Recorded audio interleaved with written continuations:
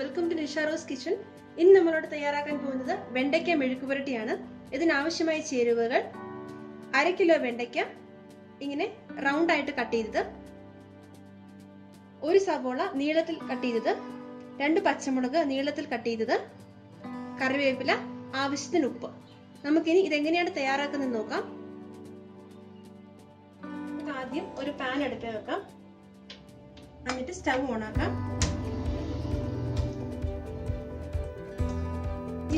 Pan ഒന്ന് ചൂടായതിനു ശേഷം നമ്മൾ അരിഞ്ഞു വെച്ചിരിക്കുന്ന വെണ്ടയ്ക്ക നമുക്ക് ഇതിലേക്ക് ഇടാം. ആദ്യം നമുക്ക് ഈ വെണ്ടയ്ക്കയിലെ നൂല് പോലത്തെ ഈ ഇഴുക്കലൊന്ന് നമുക്ക് മാറ്റിയെടുക്കണം. അതിനുവേണ്ടി നമുക്ക് ഈ വെണ്ടയ്ക്ക ഈ പാനിലേക്ക് ഇടാം. ഈ പാനിലേക്ക് ഒട്ടും തന്നെ എണ്ണ ഒഴിക്കേണ്ട കാര്യമില്ല, നമുക്ക് ജസ്റ്റ് ഒന്ന് ഫ്രൈ ചെയ്തെടുത്താൽ മതി.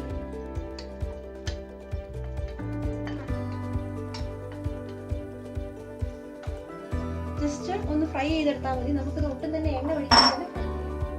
ഇതിലേക്ക് ഈ വെണ്ടയ്ക്കയുടെ ഇഴുക്കൽ പെട്ടെന്ന് മാറാൻ വേണ്ടി പെട്ടെന്ന് ഒരു ചെറുനാരങ്ങ നീര് നമുക്ക് ഇതിലേക്ക് പിഴിഞ്ഞൊഴിക്കാം.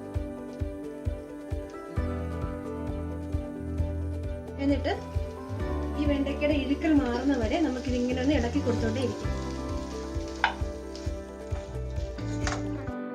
നമ്മുടെ വെണ്ടയ്ക്ക ഇവിടെ നന്നായിട്ട് ഫ്രൈ ആയിട്ട് വന്നിട്ടുണ്ട്. ഇതുണ്ട്, നമ്മൾ ഈ വെണ്ടയ്ക്ക് ഇങ്ങനെ എടുക്കുമ്പോൾ ഇതിങ്ങനെ വിട്ട് വരണം. ഇതാണ് അതിന്റെ ഒരു പരുവം. ഇനി നമുക്കിത് മാറ്റാം.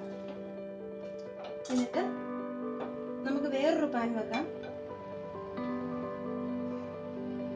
ഫ്ലെയിം കൂട്ടി വെക്കാം. ഈ പാനിലേക്ക് നമുക്ക് കുറച്ച് വെളിച്ചെണ്ണ ഒഴിച്ചു കൊടുക്കാം. ഞാനിവിടെ യൂസ് ചെയ്യുന്ന വെളിച്ചെണ്ണയാണ്, നിങ്ങൾക്ക് ഏത് വേണമെങ്കിലും യൂസ് ചെയ്യാം. ഇവിടെ വെളിച്ചെണ്ണയാണ് കുറച്ചുകൂടി ടേസ്റ്റ്.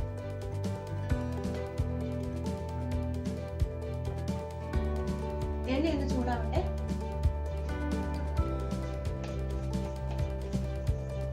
എണ്ണ ചൂടായിട്ടുണ്ട്, നമുക്ക് അതിലേക്ക് ഒരു 1/2 സ്പൂൺ കടുക് ഇട്ട് കൊടുക്കാം.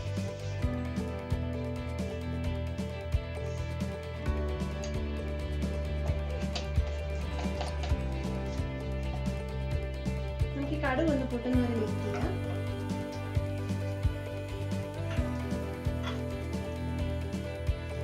കടുക് പൊട്ടാൻ തുടങ്ങിയിട്ടുണ്ട്.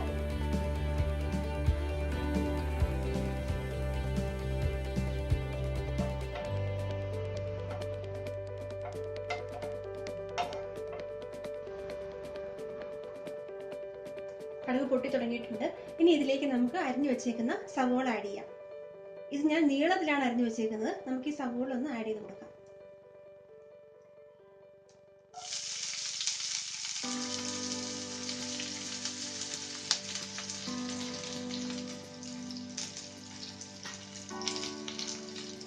ഇതിലേക്ക് നമ്മൾ നീളത്തിൽ അരിഞ്ഞു വെച്ചേക്കുന്ന 2 പച്ചമുളകും കൂടെ ആഡ് ചെയ്യാം.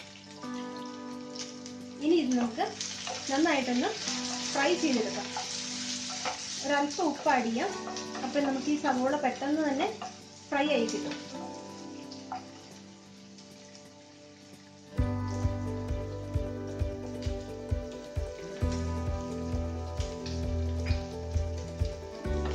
ഇത് നന്നായിട്ടൊന്ന് ഒരു ലൈറ്റ് ബ്രൗൺ കളർ ആവുന്ന വരെ നമുക്കൊന്ന് ഫ്രൈ ചെയ്തെടുക്കാം. ഇപ്പം നമ്മുടെ ഉള്ളി നന്നായിട്ട് ഒരു ലൈറ്റ് ഗോൾഡൻ ബ്രൗണിലേക്ക് വന്നിട്ടുണ്ട്. ഇതിലേക്ക് ഞാൻ കറിവേപ്പിലയും കൂടി ഇട്ടിരുന്നു. ഇനി ഇതിലേക്ക് നമ്മൾ ഫ്രൈ ചെയ്ത് വെച്ച ഈ വെണ്ടയ്ക്ക ആഡ് ചെയ്യാം.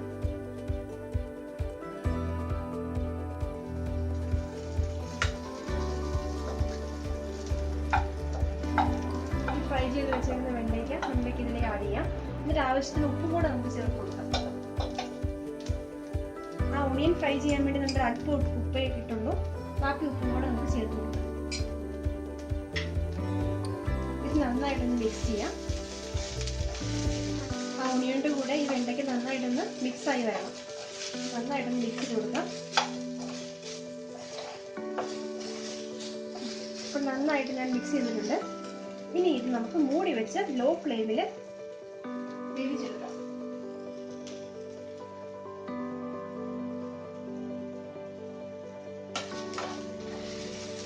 ഇത് ഇടയ്ക്കിടയ്ക്ക് ഇളക്കി കൊടുക്കണം.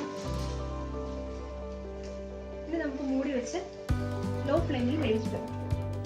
ഇടയ്ക്കിടയ്ക്കൊന്ന് ഇളക്കി കൊടുക്കണം.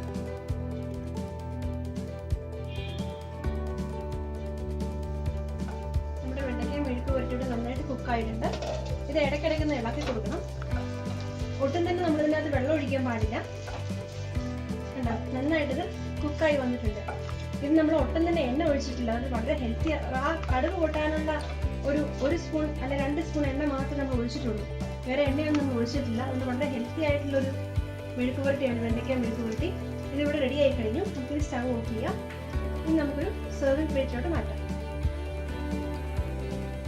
വളരെ ടേസ്റ്റി ആയിട്ടുള്ള നമ്മുടെ വെണ്ടയ്ക്ക മെഴുക്ക് പുരട്ടി ഇവിടെ തയ്യാറായി കഴിഞ്ഞു. ഇതെല്ലാവരും ഒന്ന് ട്രൈ ചെയ്ത് നോക്കണം.